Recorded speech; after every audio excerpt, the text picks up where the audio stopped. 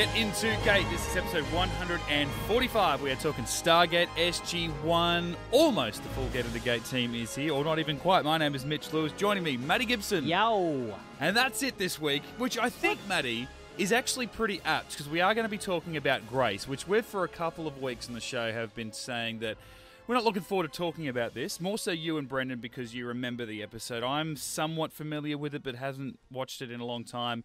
Rhys was only looking forward to it because of how much we were hating on it for a first-timer. And it is a solo episode for the most part. It's just about Carter having to do what she needs to do without the support of her full team. So I'm like, it's kind of fitting that here we are as a two-man instead of a four-man team talking about this particular episode. So if it's going to happen any week, it's going to happen this week. Okay, this is weird. Yeah. Can you not see Brendan? Brendan's here. Right, is he the little girl in the corner laughing at me? No, are we having like this weird crystal skull, like Arthur's mantle thing? Because I can see his lips moving. But yeah. Okay, so this is all right. Well, remember that that tech that we've got that I've used in the past for reading like people's mind. Let me just go full Carter here, and I'll just see if I can reverse the polarity and refocus the subspace antenna and see if I can focus in on the zeta waves of Brendan's brain, and maybe see if he can communicate with us. Mm-hmm. Brendan, can you hear me? Allow myself to introduce myself. See, I told you he was here. He's here. It's good to see you, May as well mate. still be here. We love it. Look, he messaged me yesterday. I put up a post on Instagram, and his caption, would you believe it, was Austin Powers related. It was good, baby. Look, it is. You know, we've been a bit funny for the last couple of weeks, which you do apologise about. Hey, if you're listening to this out of date and you're not listening to us live, then this doesn't mean anything to you. But we've had a couple of solo episodes. Brennan's been, he's been taking charge the last 2 weeks. Very important, actually, episode we got out last week where he was talking about what was at the time the upcoming tweet storm, which ended up becoming We Want Stargate, which was Friday America time. So I'm glad we got that out, because I think we had a lot of interaction on our socials, and just a big congratulations to everyone in the Stargate community. Yeah, not great even just job. our little group here, and we love all our support, but everyone in the wider Australian and the world. We got that thing trending like crazy yesterday for the window, and then it just kept going and kept growing afterwards. Yeah. I know we were sending around text messages during the day about, Well, once I was awake. you're awake. Once I was awake and I could read like 70 of them. And, it was like, hey, it's up to 70,000. Hey, it's up to 80,000. By the time I actually jumped on and had a look myself at the live, it was like 94.1 thousand people were tweeting about it. And it was the number one trending topic in Australia. And so, yeah. And then I think later on worldwide, I think it got number one worldwide at some point as well. It would have had to have. Like, we're talking about sci-fi fans here. If we're nothing else, we're passionate. So yeah, sci-fi fans on social media, they know how to get it done. So we are here. We are talking about Grace. We have, not really been looking forward to this. Me, as out of the two of us, I'm probably going to be the Rhys of this week, because I haven't seen this episode in... I could have sworn I'd never seen it, to be totally honest. So it's been at least 15 years or whatever since it came out. From the chatter we've had on socials, like waiting for us to get this episode, sounds like some people wish they'd never seen it. And they were like, I hope that this week off is you just like actively skipping Grace and you can come back next week and talk about Fallout. So anyway, we'll read the synopsis as we normally do, but we won't be throwing to Rhys and see what he thought. And I don't think Rhys is even that bothered, No. Look, it's a tough weekend for us this weekend too, because there's been a lot of, it's this time of year, there's a lot of social gatherings. I actually had someone hit me up on Instagram yesterday. I posted a picture of what I was looking at the time, and it was my windowsill from sideways on my bed. And I said, is this death? I saw that. Because I'd had my Christmas party on Friday night, and I'm going to say that's the worst I've felt since my Bucks party 6.5 years ago. Like, it was just one of those real big events, and Saturday was a write-off, and I had George on the Shore, as he's known as on Instagram, hit me up and said, better be a podcast tomorrow. Yeah. And I just said, mate, thank God we didn't record today. I wouldn't have been able to drive in, let's put it that way. So we're here today, but the Gibson brothers have also had plenty of other stuff going on, so they couldn't join us. They said, hey, look, it's Grace. We're not upset. We're not going to be there. You and Maddie go there and get it done, and we'll reconfigure next week and talk about Fallout. Brendan's here. Just because you can't see him. No, you're right. Just because you can't. I can Mate, see him. I'm still blind from Friday night. He's looking very upset. Okay. That we're going to have to figure out, we're going to have to find the crystal skull or whatever so you two can actually communicate again. All right. Grace, having sustained an injury during an alien attack, Carter awakens to find herself abandoned on the Prometheus and trapped in an unexplored nebula. With only her subconscious as a guide, Carter must find a way out of the nebula before it destroys the ship and her only way home. Written by Damien Kindler. every time I go to say it, I go, no, I don't remember. But I've it never correctly. said Kindler. I know you I've haven't. yeah. It's me. And whenever I go, is it Kindler or Kindler? You go, of course it's Kindler. And next time I'm confident it's Kindler, I go, no, I'm always wrong. It's the other one. The only time I've ever had a go at you for your pronunciations is when you said Braytech instead of Braytac. And I still don't know that I'm ever saying it correctly when I do it. It's directed by Peter F. West. Pronounced he's West. got a weird spelling. Got a silent O in there. So here we are. Look, episode 13, which I was surprised about, bringing you out to watch, that we are this far into season 7. And not a lot to go because of so many double ups. Yeah. So many two-parters. And good double ups too. Oh, this is why even last season and the start of this season I've been talking about how much I love season 7. Yeah.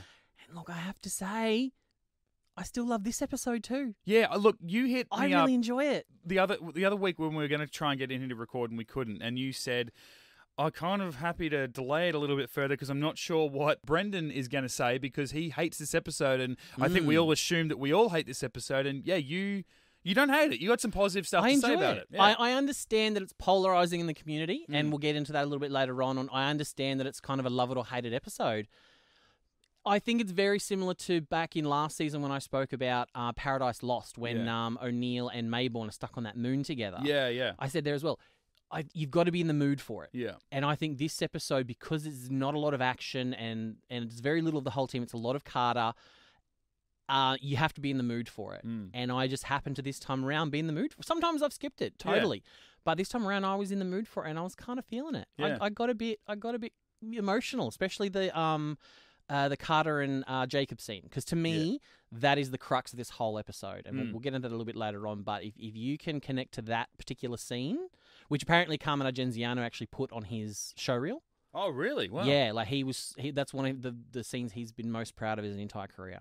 I wonder, because of the state that Carter's in this episode, she's getting around and she's so tired, she's fatigued, she looks awful the entire episode because she's got, I've got to stay awake. If I go to sleep and actually look after myself, the ship's going to explode, or I'm not going to remember what I have to do. I might die because I'm so malnourished or whatever. Like, she needs to stay awake. I wonder whether that's the best way to watch this episode, when you two are like feeling equally as sort of frustrated, or do you need to be completely opposite? I think you need to be really alert, because if you're tired and you're like, if you want to like lie in bed and watch this episode, I reckon you'll fall asleep, because there's not a lot going on. It's very cerebral and very, very sort of scaled back. Yeah. I think you need to be really alert and like right up close to the telly, or like watching it on your phone in like bright surroundings, because it is definitely a slower episode. You can't deny that.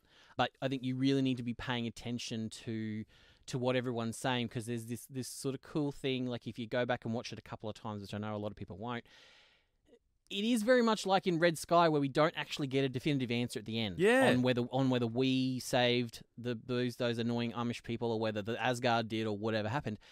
It's very similar in this, in that there's no real correct answer, and even the writers haven't actually, in the years since the episode came out, and people have been hammering them about this episode, they've never actually definitively said, like the Jack and Teal'c and Jacob and Daniel we see. And even the little girl, they do not lock in whether that was all Carter's imagination or whether that was the aliens trying to contact her. Like, it's all about, this episode is all about your own interpretation and what you get out of it. Yeah. And like I said, so I think you've got to be in the mood, and you've got to, if you know that going in and you embrace it, and it also could be a combination of things. Something I realized this week, it could be that the 3 boys or the 4 boys that show up could definitely be Carter's mind.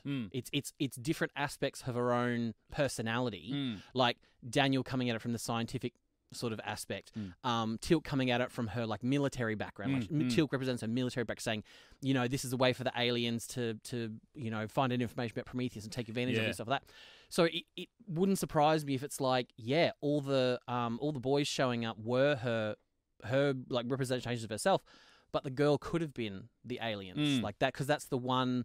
And it's like a lot of people sort of debate on, okay, is that young Carter, because she doesn't seem to recognize that as herself. That's what I was thinking the entire episode. I'm like, this better not be. She better not find out that's her as a younger person. Yeah, because I'm like, you would know that's you. Yeah. So a lot of people are going, okay, well, is that the daughter she wishes she had? Yeah. Okay. Because if you go in and talk about, I'll get into it. Is basically the scene between her and Jacob, which for me is the absolute crux of this episode. And I think the reason it got to me is because out of our entire team, like, I'm the single guy. And 90% of the time, I'm happily single. Yeah. Like, I'm quite happy, especially when I hear stories about you and your wives and your kids and stuff like that, just how much you guys have going on in your lives. I love the fact that I just go home and nothing's expected of me. I know that there's still that much milk in the bottom of the carton in the fridge and all that sort of stuff. Like, I love all that. But 10% of the time, I am like, not so much lonely, but bored sometimes. Because all you guys are busy, because you have these families and all these Sometimes I'm like, I just don't want to be now, so I want to get to it. And everybody's busy with all that stuff. So I totally get where Carter's coming from. And there's a moment that Jacob says something to her, and I'm like, if that was the real Jacob saying that to Sam, I would be furious at him. I would just be like, how dare you think that Carter needs a man in her life to be happy and to be fulfilled. But the cool part of it is when you think about it, that's her own internal psyche telling her that, like deep down her subconscious telling her. And you know what? Are you really happy? And you know what? That got me. Yeah. That really made me really look inward on myself and go, oh God. Because like I said, there's that 10% of the time where I am kind of like, oh, it'd be nice if, someone was around to hang around and have a cuddle with. Yeah. So it really kind of hit me. That's crazy because I think every time, well, certainly at that moment when Jacob shows up, she's, oh, okay, you're here finally sort of thing. I'm like, oh, yeah, a figment of her imagination. I think he might have even been one of the few that said it to her as well. Like, hey, I'm just a figment of your imagination. But Jack. I know Jack said that too, yeah. But then when Jacob is having that conversation with her about, are you happy there because you're not married type thing, I was like, I think I'd forgotten about the fact that he was a figment of her imagination. And I was like, oh, are they really doing this? Like, I know you couldn't do that in 2019, but in 2004 or whatever, like, really, did we want it? But that wasn't what was going on. It was herself, and I think I just got lost because it's Carmen Agenziano being Jacob Carter, right? Like, it's not like he's there emulating himself in a different way, using a different tone to remind you, hey, this isn't the real him. It was her remembering her dad as he is, and I didn't get frustrated with it to a point of not liking it. I was just like, oh, this seems a bit weird, but I guess I'll just see where it goes. But you're right. I knew it, but I just didn't think about the fact that it was her. And that's what I love. Having that conversation with herself. And that is excellent, actually. Yeah. And the way it messes with your brain. And then it's also like, okay, it could have been an alien consciousness in her brain looking at her memories, impersonating Jacob and interpreting what he sees in her memories and stuff as that. Like, there's just so many different ways around it. Like, I mean, some people might not want to hear it, but I'm going to play it because I absolutely love it so much. So skip forward 25 seconds or whatever it is. But here's just some of my favourite stuff of Jacob. Are you happy? Well, at the moment, things are a little rough, but in general, sure, I'm happy. No, you're not. You're content. You're satisfied. You're in control. And that's the problem. You're missing something vital from your life. And the sad part is you have no idea what I'm talking about. Dad, I am happy. I've seen and done things most people couldn't even dream of. I have an incredible life. And yet you're alone. Well, lately the dating scene's been a little stale, but then again, I am marooned on a spaceship. No. Always.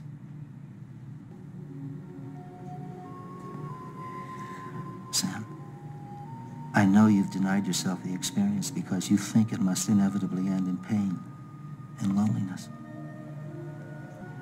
It's time to let go of the things that prevent you from finding happiness. You deserve to love someone and be loved in return. Oh man, that gets me. You know what, too? Like, that's. Do you ever find when you watch something and you go, well, why did I watch it at this time? Why am I watching it at this point in my life? You know, not even like, at this age, but on this particular day. Like, that even to me, if I go back, I feel like now, and this probably goes against everything we've been saying the last couple episodes about how much we want to watch Grace. I kind of do want to go back and watch it now and just go remember every single second of that thing, go, this is Sam talking to herself, which of course I knew watching it anyway, but just remind myself constantly, because that scene meant so much more to me now listening to it than it did last night watching it. Yeah. Because I think, again, I was, a bit of a rough weekend watching it, but also there's been some stuff I've been talking about and going through the last couple of weeks that you have, of course, everyone has those conversations with yourself. You know what you're doing, you know why you're doing it, but then you just need someone else, or even you need to be in a different frame of mind. Maybe you're tired, and you need to ask yourself to look at things in a different way, and then all of a sudden you're looking at it from point of view B. Point of view A doesn't seem anywhere near as correct or justified or logical as what it does the other 95% of your life when you're getting about it going, no, I am doing the right thing for the right reasons. Yeah, you're right. Yeah. Like, I can actually, even just listening to it without watching it again, I can go, I can see why he put that on his showreel. Like, why wouldn't you? Because that's a very powerful moment. And you, just listening to that or watching that scene, you don't need to know that is a figment of her imagination speaking back to her. That's her subconscious having a conversation. Yeah. That's just a very powerful moment between characters that are related to each other. And I think that is, if I can talk about the main flaw of this episode, I think it's that it was kind of structured a little bit odd in that, for me, that scene, that is the climax of this episode. That is the you know, the big thing, like the big thing that happens. Whereas the way the show was kind of structured, no, they made the Carter saving herself and that other alien ship be the big sort of thing, but it wasn't overly like exciting and dramatic. Like the team was just being back, and the ship flew off with nothing. Yeah. So, and I think that's something the fans have been very critical of, and wanting to know from this episode till now. People want to know, when are we going to find out about the Grace aliens? When are we going? Because there is no resolution to that. No, there's and even this clearly, obviously, very advanced race out in the Milky Way galaxy that the Asgard obviously would know nothing about, because surely we told the Asgard about this at some point. Yeah. And they could have said, oh, yeah, that's the such and such. Yeah. We never have any resolution to this. I mean, these people obviously never been touched by the Gould. Yeah. We don't know whether they're like Tari descendants, or whether they're a completely different species altogether. In like the fact that why, as soon as they Nox showed or up, they just started firing at us. Yeah. Like, bang. It's like, whoa, why are you so aggressive? Why you attack first, ask questions later? And it's like... Especially when their ship is so big, like, you wouldn't need to do that. It'd be different if their ship was small. You go, well, that's why they're attacking us, because they've got nothing else going for them. And then there's that part of me going, okay, are they firing us because they're detecting the Goa'uld technology in our ship? Because we've retrofitted Goa'uld crystals and all that kind of stuff. Yeah, it's funny you say that about the end of the episode, that it's not a big... Like, it is meant to be this climactic thing. It's like, here's all this cool special effects, and we're going through, you know, a hyperspace bubble to get out of the corrosive cloud or whatever, you know, like in the middle of space. Like, it's all very cool science, if not science fiction stuff. But it was like, this isn't really what this episode was about. No. You know, especially when you can't see, like, she didn't even speak to the other aliens. She spoke to them, but they didn't converse because they didn't speak back to her. They just did what she said. It's like, good, I'm glad they speak Galactic Basic, but sweet. But even the start of it, like, it just seemed like they had this idea, let's get into the psyche of Carter and have her realize some stuff about herself, and in 2 weeks we kind of understand about what they wanted to get to. And then that's the other thing that the backlash for this episode is...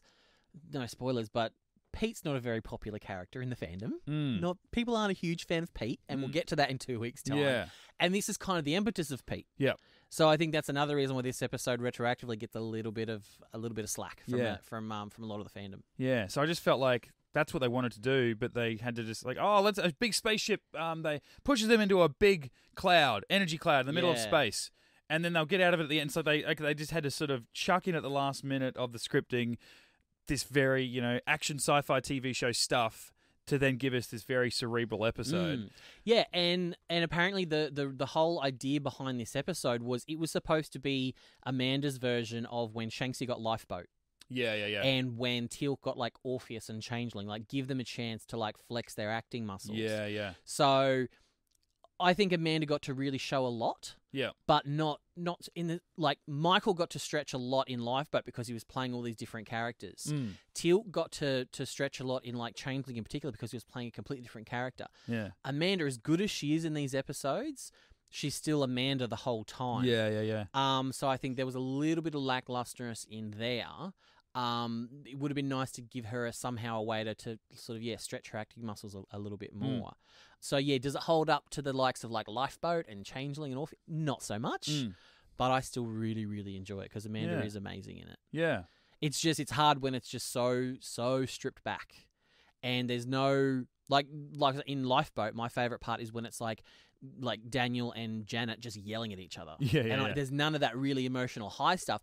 This is all very slow and quiet and internal, which like I said, I like sometimes I'd just be like, not in the mood, skip. But I don't know, this time it got me. It's funny too watching, because I watched it in a couple of different sittings, which is not ideal for this particular episode, especially when I went in thinking, I'm not going to enjoy this because that's what I've been told about the last month or so. So I should have watched it all in one hit. But starting my third hit, which is probably the second half of the episode, like I just really stretched out the first 20 minutes. And that's the first time you see Jack. And I just assumed after watching the first 20, I'm like, oh, okay, this is one of those episodes where they knew they weren't going to have RDA. Cool. And, well, you know, we want to do a Carter episode because, like, we have had, you know, a Jack episode or a Daniel episode, especially this season, and a Christopher Judge episode as well. So we've got to give Amanda her due. So it's just going to be about her and she's away from the rest of the team. And then it's like, no, they're very much involved. Obviously, the flashback stuff is its own thing, but I just figured the actual real characters, or the actors playing their real characters on the base, or, you know, rescuing her or something, just wasn't going to be a thing. And then it became this thing. And in the limited time that he got on screen, you got to see that frustration from Jack O'Neill about not being able to find her, and his sort of somewhat, you know, unspoken love for her, and that frustration of, he was even getting angry at Hammond, like when that time, was it Daniel saying, you know, he's going to bring back all the SG teams, we're going to send him out to all these gates. He's like, why? Yeah. Well, what if they got near one? He goes, if they would have got near one, they would have gated back. Right. Why were we even bothering to try? And it was like he was stopping them, or wanted them to not bother trying to help, because that help wasn't going to get them it's anywhere. Like the one person best equipped to save Carter is actually Carter. Yeah. Like, if there was a faulty gate, she'd be the one to fix it, not us. Yeah. Like, so I did love that. Now, we go from a bit of Austin Powers chat, and this is probably going to be erring on the side of, apologies to the Gibson brothers, you Gossip Girl, Gilmore Girls stuff, because this is a different show. Two very different but I'm just saying about a show starring women that's very much not Stargate. Hey, mate, Gossip Girl was a boy. Spoiler alert. That's true. Now he's playing a creepy stalker on Netflix shows. Well, he was a creepy stalker in Gossip Girl, if you think true. about it. But we loved him. About we kind of loved him because he was the next guy best friend. It's like, no, hang on, let's go back and think about the last however many seasons in context. Yes, I know enough about Gossip Girl to know that. Wrong. But I was watching this show and Grace pops up. Well, not even Grace, but the little girl pops up, and eventually when she goes, what is your name? She says, Grace. I'm like, of course it's Grace, because we don't otherwise know what the friggin' hell Grace is in this episode. So it's Grace, but the first time she pops up, I'm like, I think I recognise her. Really? Yes. And I'm like, I recognise who she's going to grow into. I don't recognise that young actress from anything else she starred in at that particular time. Let me just stop you there. If you're going to start throwing around the word chilf, I'm going to have to... Wow. Whoa. We didn't even need Brendan in the room for that sort of comment. Sorry, I stole that from Trixie Mattel. That was a stand-up joke that I stole from, that I literally watched like 2 days ago. I wasn't... That was an opening. Look, I knew that I was going to use it in this room at some point. I just didn't think I'd get a chance so early. Yeah, well So done. thank you for that. Continue. Well, okay. On that, I'm glad I've never heard that term before, but immediately I knew what you were meaning, of course. No, I looked at her and I'm like, oh, that's blah. I didn't actually know her proper name, but that's such and such from Pretty Little Liars. Again, not to get too much into that show, because my wife watched every episode of it. I would come in like every probably season and a half and go, oh yeah, same shit, whatever. And you had the four main people, and then like they'd had a friend of theirs that had died, and they didn't know how. And then eventually it turned out that she hadn't died, and she was still, and then she got her own spin-off. Her name's Sarah, I can't pronounce it, Pieter, so it'll be Peter, but S-E, Peters. Peters? And I looked, I'm just proud of myself, because I looked at that little girl playing Grace, and I'm like, oh, that's a chick from Pretty Little Liars, but in like 10 years' time. Well done. So I've just had to IMDb it, and that's her. Yeah. But you're right about the ending. Like, I did get that feeling similar to what we did in Red Sky, or what it was like. They were sitting there, and she's better. She's in the infirmary, and they're like, hey, we're going to have cake later, and just sit down and rest. Be yourself. Take care of you. You do you, boo. You look after you. And she was, and her and, you know, Jack sort of had that little moment again that they didn't. I liked when, you know, she called him Jack, and even in her like weak state, he's like, excuse me? She's like, I'm sorry, I guess I don't actually care. I just know I'm supposed to say that. You can call me whatever you want. He's like, it was just weird. You never say that. Yeah. Like, now that you do say it, oh God, I love the way that my name comes out of your mouth. Yeah. And then you hear the little girl singing again, Grace, and it's like, oh, I wonder what it is. And it's ending, and I'm like, come on, guys. Like, like you said before, it's up to your own interpretation. I was probably going at it from face value the entire time, was that every time someone that she knew popped up, it was her own subconscious trying to tell itself what to do. When Grace popped up, even when it was in the same scene as another member of SG-1, you know, when she ran into the room and it was like, did you just see? And Daniel was like, a little girl? Yeah. And like, she didn't even question like, well, where did she go? Or do you know who she is? It was like, oh, okay, good. I'm not crazy. It's like, well, you are, because you're talking to a guy that isn't here and you know that he isn't. You're not sure about the little girl. But I took it, it's face value is that everyone there is her own subconscious. What we learn to be as Grace is something else, whether it is a physical embodiment of the cloud, which I thought that's actually a pretty cool. I didn't even think of the cloud. Why? Just because that was what Daniel told her, right? It was like maybe this is a representation of the clouds. Ascension Cloud. Yeah. Episode of Star Trek Voyager, season 1. So I'm like, this is, and then when she goes, oh, that's crazy.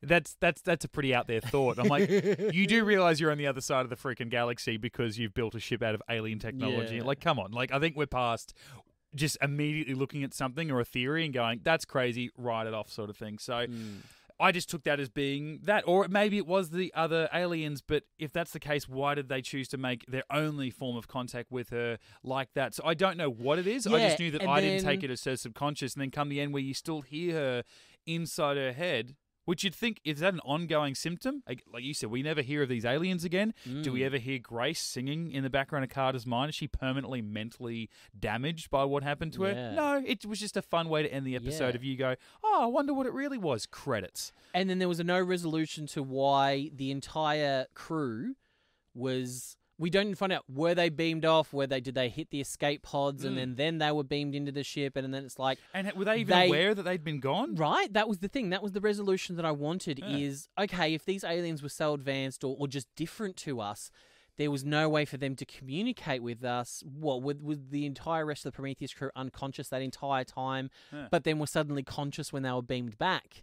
And it's like, well, obviously these aliens learned to speak our language because Carter was able to break that deal with them at the end and say, hey, you return my crew and I can get us both out of this mess. Yep. So yeah, I totally understand why a lot of the fandom aren't fans of this episode, because I think that is the downfall of this episode, is all the standard sci-fi spaceship caught in a nebula, alien kind of thing. That all is actually needed more work to it. Yeah. So, and you know, Rhys has said in this room a couple times, he's like, he's sick of the talkie-talkie, he wants the bangy-bangy. Yeah. Like, and so if the bangy-bangy isn't fun... I think that's how he approaches his relationship too all the time. And it's like, well, if the bangy-bangy's not fun and exciting, you can't sit through the talkie-talkie. Yeah. So I totally get why this episode isn't for everybody. Yeah. Yeah, because it definitely has some flaws to it. Yeah. And yeah, like I said, people to this day still want to find out about those aliens. And I mean, not to spoil anything for you, because you've only... Whoa! This is a first. You've only seen the first season of Atlantis. I've seen the first episode of Atlantis. I thought you'd seen the first whole season. No. Is it like a two-part pilot, or is it yes. just... Yeah, that's what I've seen. Wow, yeah. Okay. Well, there is an episode in, I think, season 2 or 3 called Grace Under Pressure. And it's a revisit of this idea. Really? With different characters. Yeah. And it's arguably a fan favorite. It's probably one of the top 5 best episodes of Atlantis. Wow. So that's what I find... I'm just listening for what Brendan's thinking. Yeah, okay. Cool. So I find it weird that they revisit the idea of this episode, but we never actually get the closure we need on this episode. So, but I think if you were to talk to one of the writers about it, they would simply say, look, it wasn't about that. It wasn't about the aliens. They actually don't matter. And I think that's the issue. They said the whole idea for this episode was A, to give Amanda some meat, and not in a sexual way. You know, even though that's what her dad was telling her she needed. You know what you need? A man to look after you. Do I make you horny? Thank you, Jacob. So, like, they give that to Carter, but it was also they wanted to reignite the Jack Sam love thing, which I think started last week with Evolution, with that weird sort of lunch and all that kind of stuff. Yeah. But apparently I think the writers felt it had kind of tapered off a little bit from kind of season 4, like when Martouf was killed. Yeah. there was no obstacle aside from their rank. Yeah, you're right. It was fun to have that there, like, oh, will they, won't they, when there were plenty of other suitors begging for her, attention, and she was like, yeah, you actually, I could be with you, and I like you at the same time. So, yeah, it's right. Oh, shit, they can be now. Let's not bring it up. Yeah, exactly. And then the other thing is something that we spoke about maybe last week or the week before, and Brendan was like, oh, I wouldn't have thought so, was this bit of info, this bit of trivia about the episode. Peter also directed Grace, which we just found out got our highest ratings ever, and the highest ratings that Sci-Fi's ever gotten on their network. I need time to... So congratulations to that, even though we're doing the commentary for inauguration. I pulled that off the inauguration commentary. So yeah, highest rated episode of the series ever to date. What? And the highest ratings Sci-Fi has ever gotten on any show ever. Jeez, no wonder it was the most complained about, because you had more eyes on it. That's what I'm thinking, more eyes on it, so more people to sort of have opinions and stuff about it. But... people that had only ever watched Quantum Leap and they turn that on and go, oh, this is horse shit. What are people talking about? I actually, not that I think, it's weird you say all this, because I can see your point of view about going, this has got so much going for it, and I really, really like it. And then assuming then that Brendan has rewatched it and felt the exact same way about it, and then Rhys has watched it for the first time and reacted the way that we all presumed he would with all the talk the last couple of weeks that they didn't like it. I can see both sides of the Stargate, and I think I'm pretty smack bang in the middle, or more like you, where I can see a lot of positives, but I'm also frustrated at the flaws and all that sort of thing. But I do hate when you try and tell someone to watch an episode or even a movie. Watch this particular. I really like this franchise, and they go, okay, well I'll watch it. And then you watch it with them for the first time, and it's like, oh god, no, what? That wasn't a true representation of my show or my franchise. Well, and it's all about what people want as well. I mean, you look at the fact that you and I both really enjoy Memento, and then there's other parts of it we hate. And it's like, the stuff I love, you hate, and the stuff you love, I hate. Because I loved all the sci-fi stuff at the start, and then the ship blowing up and all that kind of stuff. You were like, boring. And at the end, when they're like discovering the gate and rising in, I'm like, boring. And you're like, yeah, woo! So, a couple of bits of housekeeping just so I don't get in trouble from people like I have in the past when I don't bring things up, because it's somehow my job. I guess I've set myself up for it. But the Alkesh from Avenger 2.0 a couple of weeks ago, when we talked about we had that sort of big, powerful sort of ship just a minute ago. Well, they mentioned in this episode the hyperdrive from that Alkesh is now in the Prometheus. That's how the Prometheus is getting back. And because Carter makes this line about, it's a hyperdrive designed for a much, much smaller ship. Yeah. And that's why they're making their little cool-down trips along their way. Yeah. So essentially, we still have an Alkesh, it just has no engine. It's just up on cinder blocks. That's cool. So that's how they kind of write around the fact that Alkesh is kind of gone now. Like, it kind of doesn't exist. Yeah. I think we've kind of just, ripped it apart for spare parts. It's cool, like, just even idea of getting the ship back. It's like, hey, well, we can't get it what it needs. Let's give it something that will work, but only a little boost. And it's just like, and then they just plot this course where they just... So it's like they've like disassembled it or taken it apart into pieces small enough to carry through the Stargate, taken it to the Memento planet, fitted it on the Prometheus, and now the Prometheus can be underway. Yeah. And the other bit of housekeeping is the weapons officer of the Prometheus that you see very early on. That, it's weird. That actor comes back, but as a different character... But he essentially could have been the same character because he doesn't die in this episode. But he plays Grodin in Atlantis, who has a very pivotal episode at the end of the first season. Yeah. But he's kind of like the proto Walter. He's almost like Atlantis' Walter for season 1. So we've had a Grogan and then we have a Grodin. Grodin, yeah. This is excellent. I'm going to be very disappointed if Stargate Universe doesn't come to the party. It's funny, too, that you say that, we never hear of these aliens again. We don't get any resolution. And it's the we want Stargate weekend. We were saying, give us more, give us more. And there have been plenty of threads or aliens even in just the past 2 seasons where we've all brought up in this room. Oh, that'd be cool. Like, why can't we revisit that? We don't just have to bring back Stargate and go, oh, well, the Gould is still going. Let's just remake the show, but as a continuation, it's the same old, which, again, a lot of fans will be on board for. It's like, if it's not broken, don't fix it. But if we want to really make it a continuation, let's revisit some old storylines. Not even revisit the storyline of Grace. It just be those aliens, and it's like... Well, they could be the Furlings, for all we know. Yes, Like, they could be the fourth great race. That's it. You There we know? go. There's an entire season's arc. Right? You know, we could do that. Like, those are the guys that we've run into and had problems with in the Yeah. past. They're one of the 4 great races, and their knowledge, their living knowledge, is being one of those alien races. And we're always, we struggle to talk the actual ancients and all that sort of shit. And, the Asgard are their own thing. The Nox are too cool for us and too quiet and monk-like. Yeah. Let's make these guys like a living memory of those people that can help us get forward, that can open up the window for more Stargate. And I don't know. There's just I'm more confident in this show being a successful continuation. I want to say not if and when. I want to say when it comes back. But at this stage, of course, it's just an if. But if and when it comes back, that it would just be a continuation, because what else would it be? Like any other show that comes back, you go, yeah, I guess I can see why they would want to reboot that. But that's because it seemed to fit wherever it was set. And like we've said for the longest time, many times in this show, and we've sampled audio, that the great thing about Stargate is that it is about us humans in the now, dealing with people far more advanced than us, that have been at war or have had knowledge of each other for so much longer than we have known about any of this crap, and yet we're just thrust into it and asked to sort of, hey, you've got to catch up on all this real quick because you're in this fight now, you're in this giant universe. I can't see how you would want to do anything other than a continuation for Stargate. And then there's little threads like this, as small as they may be in the grand scheme of things, we can revisit this and it can open up windows. The idea that they could be the Furlings, like that is, why not? Why not? Fantastic. Brilliant. Yeah. Do that, why they attack us when we first see them, we don't know. Maybe they're the last of their kind. Well, they don't know that we're allies of the Asgard. I love the idea that they detected Gould technology. Like, it's all there. Yeah, they detected our ring, and the fact that our engines sort of... Well, it would have had the Alkesh hyperdrive in there. And we know that a lot of our systems use crystal technology. Yep. So it's like their readings could be like, oh, that's Gould tech. Yeah. I mean, so you're saying about crystals, I did actually like that.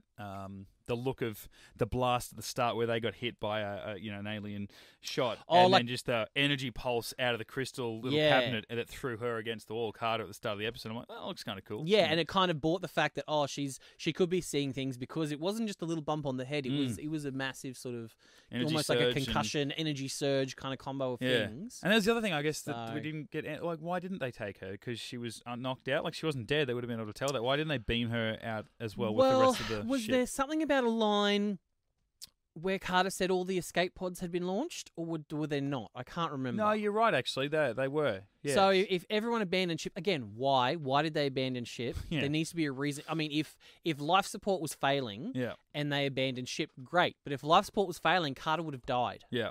So why did they all abandon ship and then obviously got scooped up by this other ship? And it's just like, I need a bit more. I need some closure on that. I need it to make sense. Yeah.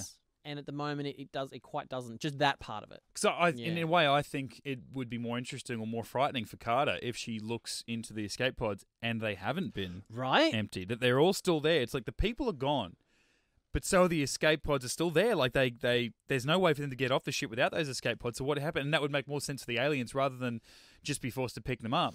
They have beamed them across as like some kind of, not even hostages, because they weren't holding them hostage from anyone. It was just taking them prisoner. Yeah. And you could easily write around that it's like Carter wasn't picked up because maybe she was the section of the ship that was shielded, because she was in there making repairs or whatever.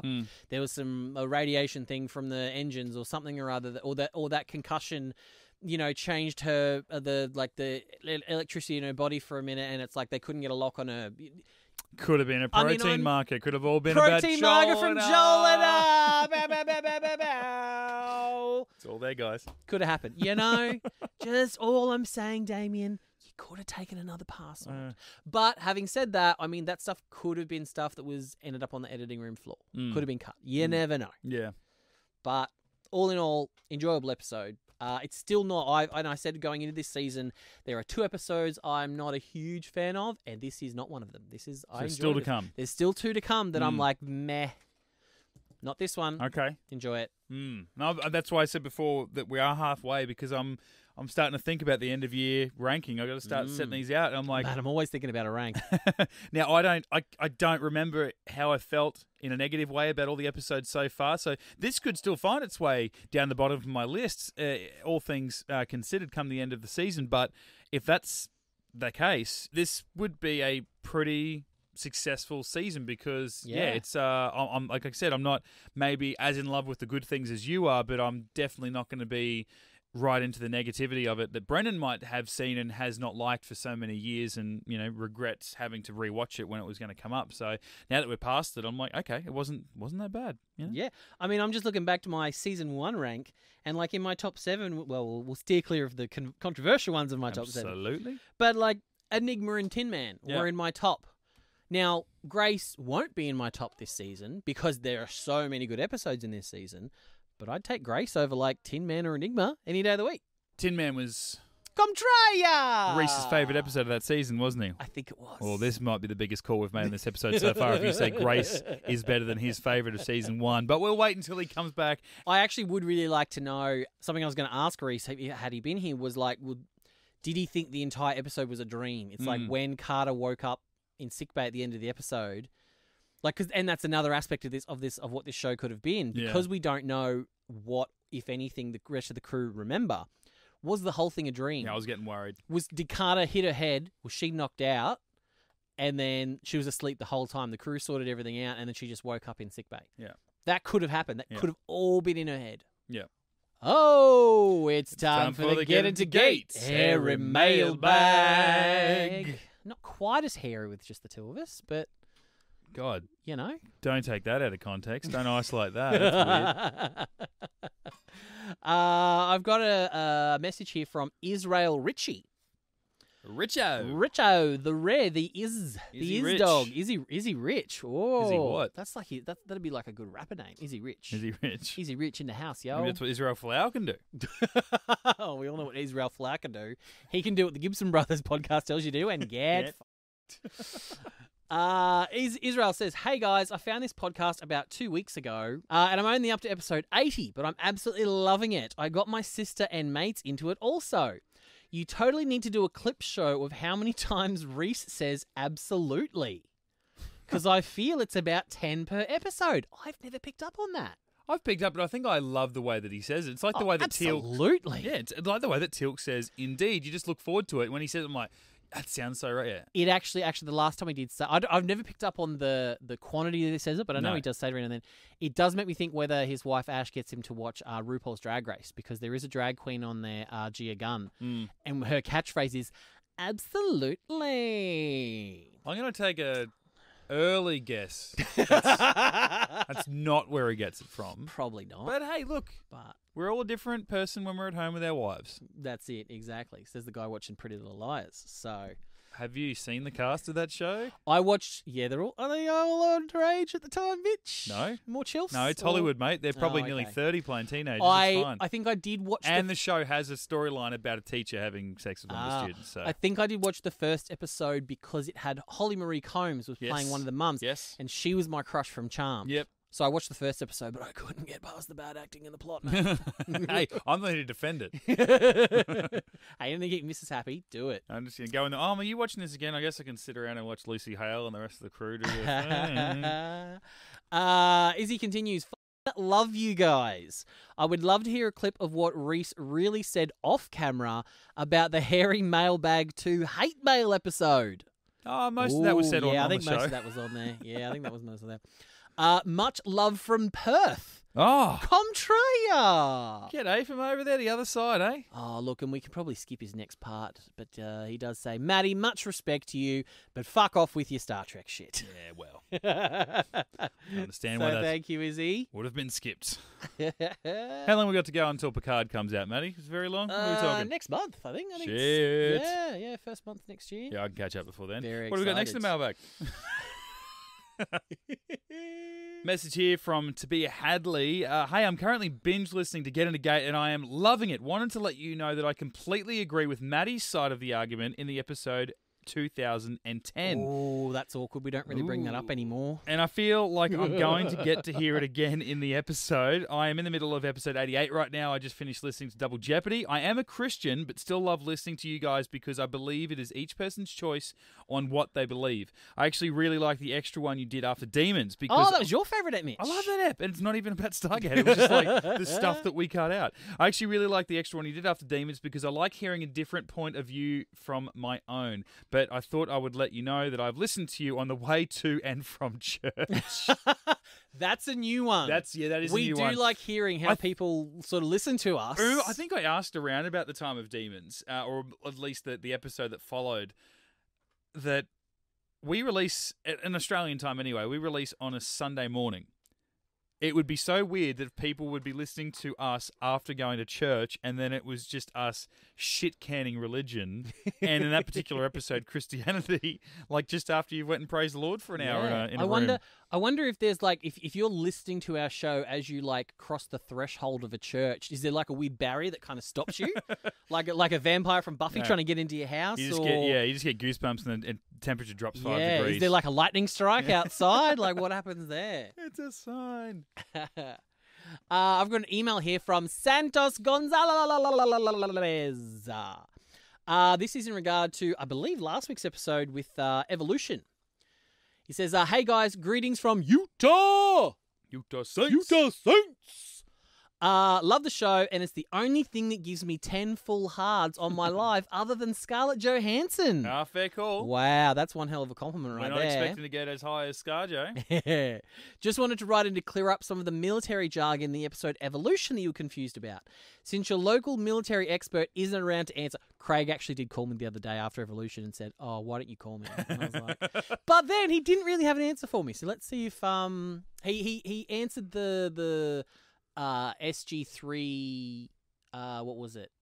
S or whatever, Sierra? Yes. So it was probably Sniper or Scout. Yeah, okay. But Craig couldn't answer the Niner. He didn't know where the Niner came from. Well, then just keep quiet there, Craig, with your criticisms. What Santos has got. Your questions, I will be your self-appointed military expert, since no one in the world is as big a fan of Stargate as I am and has as much military experience as me. God, I'm having a seizure over here. I believe I'm more than qualified. When SG-3 calls in as SG-3 Sierra, they're posted at the gate to secure it and keep it clear of enemy Jafar. After the Cull Warrior comes through the gate, SG-3 gives SG-1 a heads up that their target has come through the gate and is en route to their position. SG-3 is effectively on security detail after that point to ensure that the gate remains clear of enemy forces, because the gate is effectively the point of egress. So in the briefing before the mission, their call sign would have been designated SG-3 Sierra. Sierra phonetically standing for security in this circumstance. So there's another S word for SG-3. So it could be sniper, could be scout, could be security. That all makes sense. Typically when combat forces have one team talking to another, one team wants to make contact with the leader, then the other particular team, their call sign is actual. Oh, I've heard that on Battlestar Galactica. Yeah. Yeah, they're like, this is when Adama gets on, he gets on and he's like, this is Galactica actual. I'm like, that's cool. That does actually sound cool. Yeah. So if SG-3 wanted to talk to O'Neill directly, they would call in like this: SG-1 actual, this is SG-3 Sierra. I've never heard the call sign of a leader of the team of an infantry unit being referred to as Niner. Well, there you go. Even Santos doesn't know what the Niner is. Unless this is something that is specific to the Air Force officers in general, I'm not aware of. It's just nonsensical, and I chalk it up to bad writing. Cooper!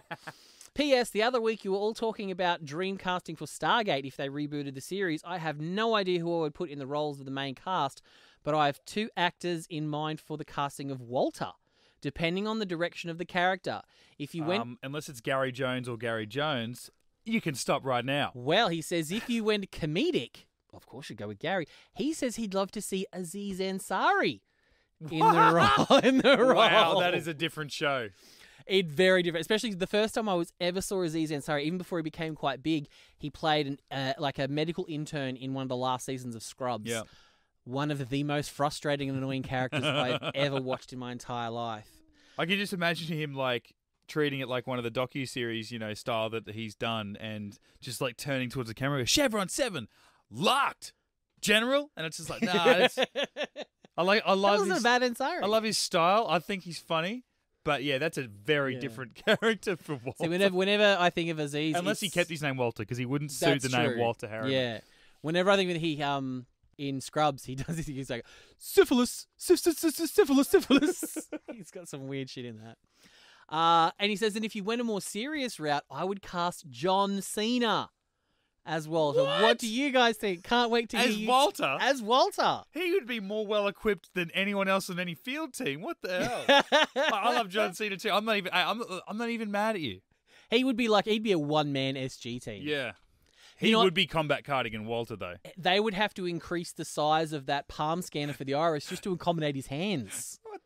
Sorry, I think Aziz Ansari would make more sense than John Cena. Like, maybe that's the fun of it, is that he's so... You look at him and go, he's a soldier, and it's like, he's just not... Imagine if he was never full realized. nerdy. They made him like full button-up, big, thick, black-rimmed glasses, and just doesn't... It's almost like... And it's like, oh, so you go to the gym, and like... He doesn't even go to the gym. He's just John Cena nerd. He's naturally that large. Doesn't work out, anything like that. Yeah. That would be kind of fun, actually. He still doesn't get a car park, though. No. Oh, God, no. No, he just runs. He just runs to work every day. Look, I'm happy to entertain those options. Maybe it's a bit like season 8 of The Office when Steve Carell had left and they were looking for a new boss, and instead of actually like going, well, let's just cast someone, they ran through and they had a whole bunch of different people. You had your Will Ferrell come in for his episode, and a lot of other big names that were never going to join this show long term come in and actually like play a one-ep role. So you could have an Aziz Ansari be the gate technician one episode. Next week it's John Cena.